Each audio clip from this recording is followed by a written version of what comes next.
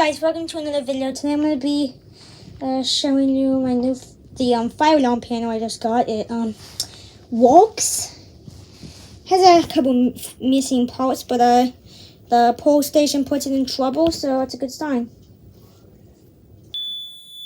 Acknowledge. There you go. Yep, see.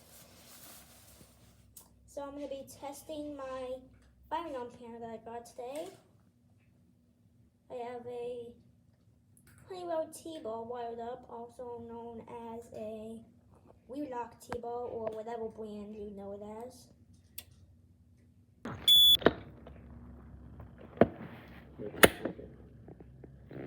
There you go. Right there. Pole station works.